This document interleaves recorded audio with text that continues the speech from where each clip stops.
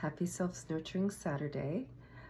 This is Cordelia Gaffar, the Ultimate Joy Goddess, inviting you to intimacy, intelligence, and choosing joy and pleasure.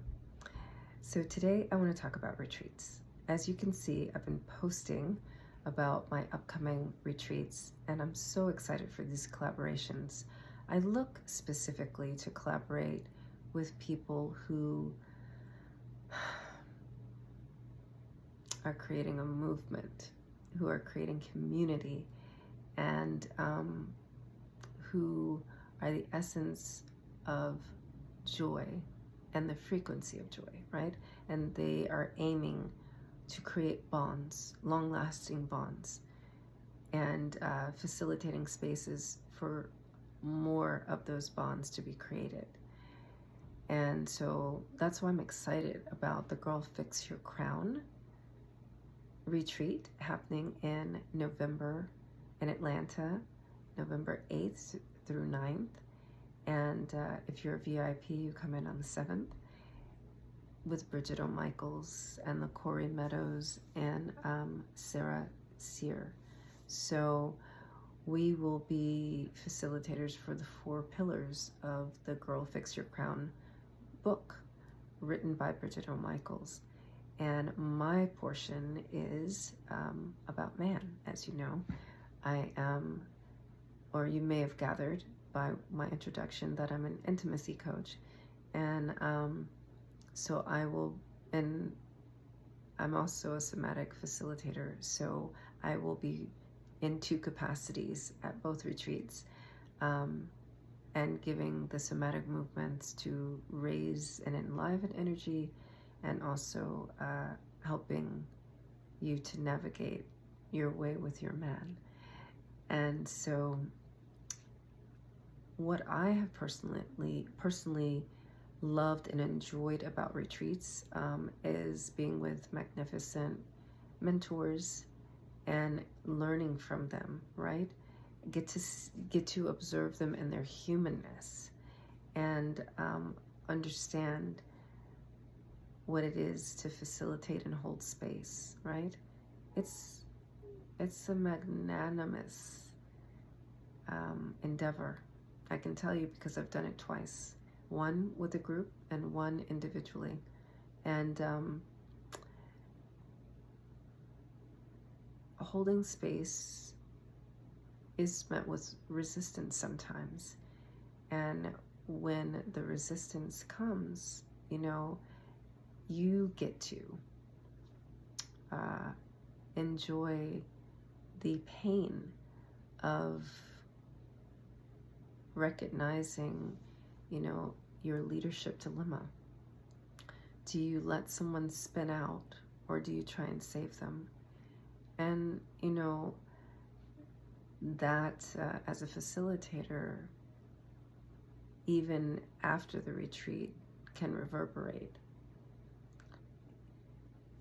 And let's talk about that reverberating for your good, right? Every experience we get to have is for our higher and greater good. And so facilitators grow and participants grow during these retreats. And it's so important that you be away from your daily distractions, so that you get to focus on you. And if you're not accustomed to focusing on you, you will resist. No matter how open you thought you were before you got there, things will show up like, oh my God, I'm actually able to hear my own thoughts. Oh my gosh, I'm actually in a positive environment where someone's reflecting back to me a different way to think about this.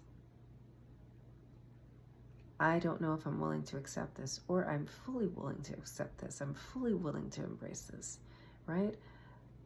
I want to have an honest conversation about retreats. I don't want to just talk about the good. I want to talk about the possible nuances between what we perceive as good and what we perceive as bad. And there's a whole lot of ick in the middle. That's transformation. I believe that someone, or you can just Google it, right? You can Google anything these days. But look up what it looks like for a caterpillar to become a butterfly. You see all that like goo in the middle? That's pretty much what's happening at a retreat. Like, let's be honest. You might be you take cute pictures and you're in a pretty place, but you're there to work. You're there to be in your goo. And if you're not willing to be in your goo, maybe there's a different way that you can invest in yourself. But going on a retreat is about getting into your goo. And those are the kind of women I collaborate with, facilitators who love to love you through the goo. And so the second retreat that I am co-facilitating is with the Love Camp. Renee Miller has created a curriculum called Seasons of Love, and she's offering a retreat to Bali the first week of December, beginning I think the last week of, it's November 29th through December 6th. And this is specifically for single Black professional women who are on the path of seeking a lifetime partner, and no matter what their previous or current relationship status is. I mean, obviously they're single, but like whether they've been divorced or whatever. And we will be taking these women through the seasons of love. You know, Renee will take you through the curriculum, and I will take you through your body, through somatic movement, through erotic connection, and awaken the love in you and the nooks and crannies that you've been hiding it. And I'm really lit up about this because Bali is one of those places that I went to, and I had a transformation. It's funny because I went there for the purpose of, I went to a speaker's intensive. And so I wasn't expecting the land I wasn't expecting to have a connection with the land and have the land cause a body soul shift in me. That's what I called it, right? And have this eruption and awakening. So now that I'm going with the intention, right, to facilitate that for other women, I'm so excited to be with the land again.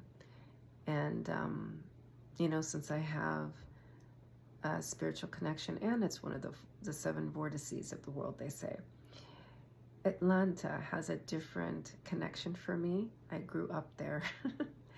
For those of you who don't know, because I have no accent, right? And so there is another kind of connection to Georgia itself. You know, my people, yes, my people are from Georgia, meaning the Native American tribe that my grandmother is from, my mother's mother, is connected to the land in Georgia. So doing a retreat in Atlanta is just as spiritually connected for me. And I recently went back, as you saw. I was at STS in September. So